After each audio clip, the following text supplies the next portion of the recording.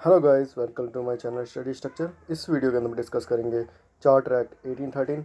इससे पिछली वीडियो के अंदर हम डिस्कस कर चुके हैं 1773 का रेगुलेटिंग एक्ट, 1784 का पिट्स इंडिया एक्ट, 1793 का चार्टर एक्ट एंड 1909 का मॉर्ले-मिंटो एक्ट। अगर आपको उन वीडियोस को देखना है और अपनी मॉडर्न हिस्ट्री और स्ट्रॉन्ग करनी है तो उन वीडियोस को ज़रूर देखें। उन वीडियो का लिंक आपको डिस्क्रिप्शन बॉक्स के अंदर मिल जाएगा। एंड इस वीडियो में हम डिस्कस करते हैं 1813 का एक्ट।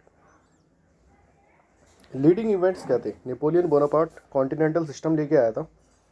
नेपोलियन बोनापार्ट कौन था? नेपोलियन था, इसकी हाइट काफ़ी छोटी थी तो इसको लोग बुली करते थे, चिढ़ाते थे, टीज़ करते थे। तो इसने अपने आप को अलग कर लिया था। अब किसी को भी चिढ़ाएंगे तो वो थोड़ा अलग तो फील करेगा ही, तो इसने अपने आप को अलग करा। इसके बाद ये ब्रिटिश आर्मी के अंदर एज अ सोल्जर रिक्रूट हुआ। उसके बाद ये जनरल बना आर्मी का। इसने बहुत सारे वॉर जीते। उसके बाद इसने ऐसे वॉर भी जीते थे जो अनप्रिडिक्टेबल थे, मतलब जीत ही नहीं सकते थे, लेकिन इसने जीत के दिखाया। इसलिए इसने अपनी हिस्ट्री में एक जगह बनाई। इसने ऑस्ट्रिया को जीता, रशिया को जीता, स्पेन को जीता। इसने पूरे यूरोप को अबाउट जीत लिया था। रशिया पे इसने बार बार अटैक करा, जितनी बार अटैक करा उतनी बार जीता। इसका एक ड्रीम था कि ये ब्रिटेन को कन्कर करे, लेकिन ये ऐसा कर नहीं पाया। इसका जो ड्रीम था वो अधूरा ही रह गया, उसको सक्सीड नहीं कर पाया। इसका प्लान था कि ये इंडिया में जितने भी रूलर किंग उनके साथ हाथ मिलाए और ब्रिटेन पे अटैक करे, लेकिन ऐसा कुछ हो नहीं पाया। उस टाइम पे इंडिया ब्रिटेन की कॉलोनी थी तो ये इजी हो सकता था, लेकिन ऐसा कुछ हो नहीं पाया। लेकिन इसने अपनी लाइफ में बहुत कुछ अचीव करा। इस वजह से हिस्ट्री में इसका नाम बहुत ऊपर आता है और ये बहुत ग्रेट एम्परर था फ्रांस का। इसके बारे में भी आप याद रखना। तो ये कॉन्टिनेंटल सिस्टम लेके आया था। आपने वर्ल्ड मैप में देखा होगा कि ब्रिटेन थोड़ा ऊपर है, मतलब बीच में सी है। यूरोप का ही पार्ट है, लेकिन बीच में सी है। जो रेस्ट ऑफ यूरोप था उसमें नेपोलियन का राज था। एंड जो ब्रिटेन था वो अलग था उस टाइम पे। तो रेस्ट ऑफ यूरोप के अंदर ब्रिटिश ट्रेडर थे, वो ट्रेड नहीं कर पा रहे थे, लेकिन उन्होंने डिमांड क्या करी फिर इंडिया के अंदर ट्रेड करने की। क्यों? क्योंकि यूरोप के अंदर तो ट्रेड हो नहीं रहा, अब कहीं तो ट्रेड चाहिए करने के लिए।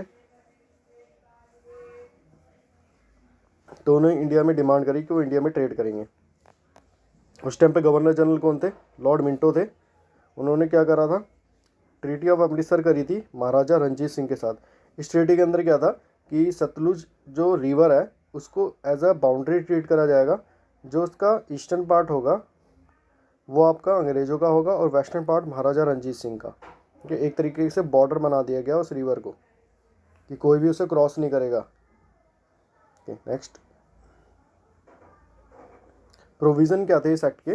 20 year extension of east India company. East India company का 20 ईयर्स के लिए एक्सटेंशन बढ़ा दिया गया। ये ईस्ट इंडिया कंपनी का एम्बलम है।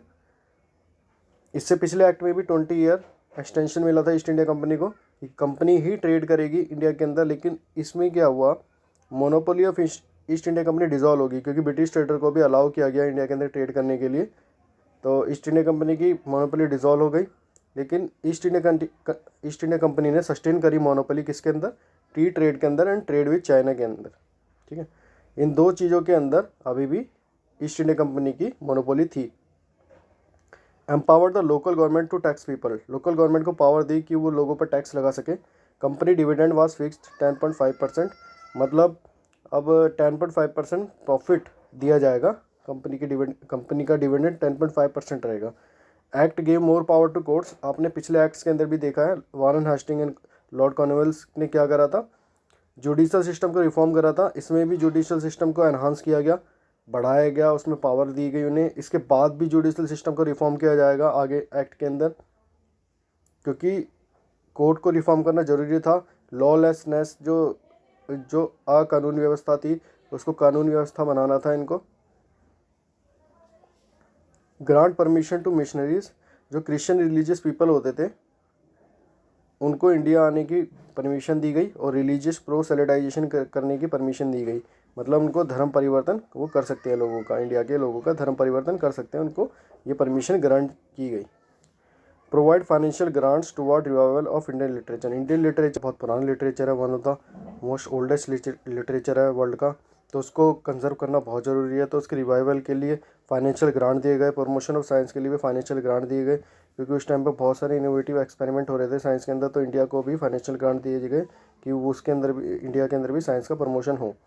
And 1 lakh per year education for education by company, यानी 1 लाख रुपए कंपनी देगी एजुकेशन के लिए। तो एजुकेशन के अंदर भी रिफॉर्म्स हुए। एजुकेशन, पिछली बार भी एजुकेशन में कुछ रिफॉर्म हुआ था, इस बार भी हुआ है। एंड नेक्स्ट ये बढ़ता ही जाएगा, बहुत ज़्यादा होता जाएगा आगे बढ़ते बढ़ते। 100 साल के अंदर तो पूरा चेंज हो जाएगा। Okay, so this was the act of 1813 charter act. And इससे पिछली वीडियोस भी आप जरूर देखना guys. So this was my channel study structure. अगर आपको मेरी वीडियो पसंद आई हो तो उसे लाइक करें, सब्सक्राइब करें और शेयर करें। Thank you guys.